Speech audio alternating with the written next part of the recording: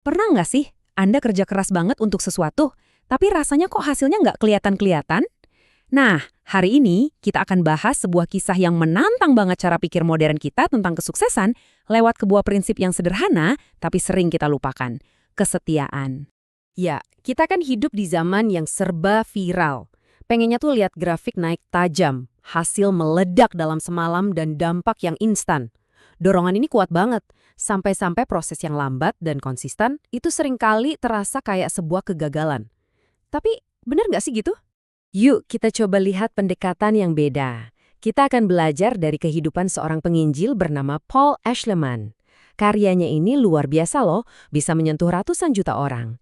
Bukan dengan teknologi super canggih, tapi dengan sebuah film sederhana tentang kehidupan Yesus. Oke, supaya kita paham gimana dampaknya bisa semasif itu, kita perlu bedah dulu nih strateginya. Prinsip yang pertama, dan yang paling dasar, adalah soal fokus utamanya. Ini bukan tentang metode yang inovatif, tapi tentang kemurnian pesannya. Nah, ini dia kuncinya.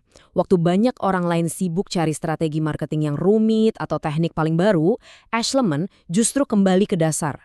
Dia percaya kalau kekuatan untuk mengubah hidup itu nggak datang dari bungkus yang keren, tapi dari isi pesannya itu sendiri, yaitu kisah inti dari Injil.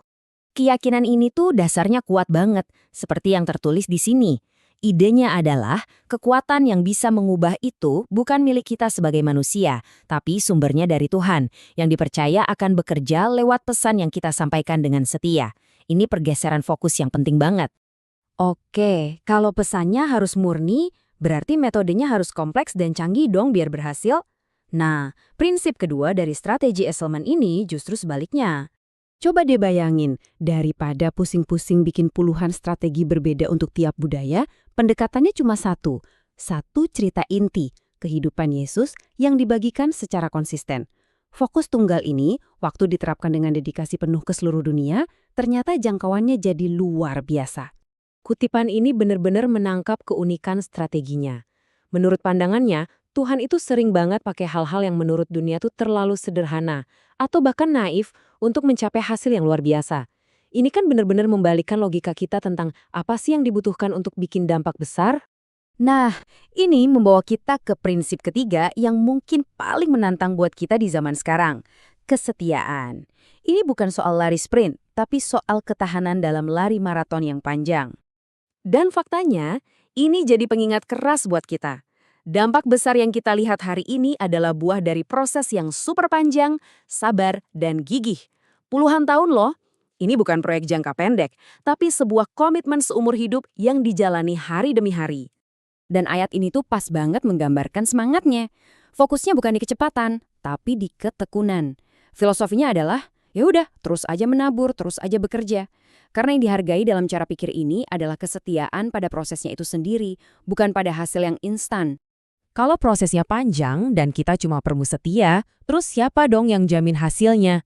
Nah, ini membawa kita ke prinsip terakhir yang krusial, pembagian peran antara usaha kita sebagai manusia dan sesuatu yang lebih besar dari kita. Jadi poin pentingnya di sini adalah apa yang bisa kita sebut pembagian tugas ilahi.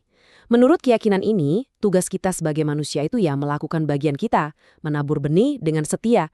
Tapi hasilnya, pertumbuhan spiritualnya, itu di luar kendali kita.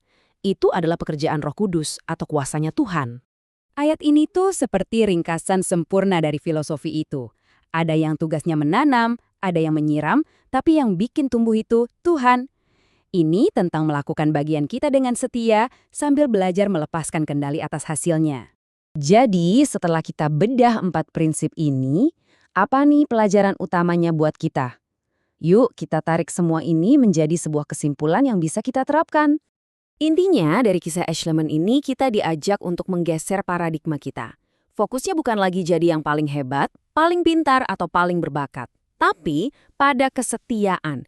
Kesetiaan pada tugas sederhana yang ada di depan mata kita.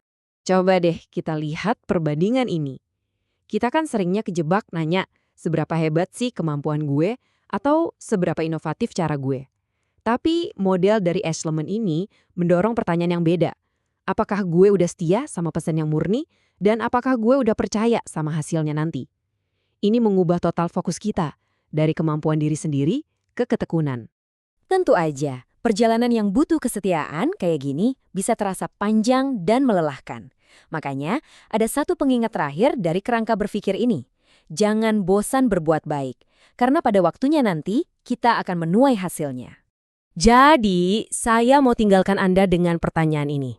Mungkin nggak harus dalam skala global seperti Paul Eschleman ya, tapi dalam kehidupan kita sehari-hari, di keluarga, di pekerjaan, ada di komunitas kita. Di area mana sih kita bisa menerapkan prinsip menabur dengan setia dan membiarkan hasilnya tumbuh pada waktunya?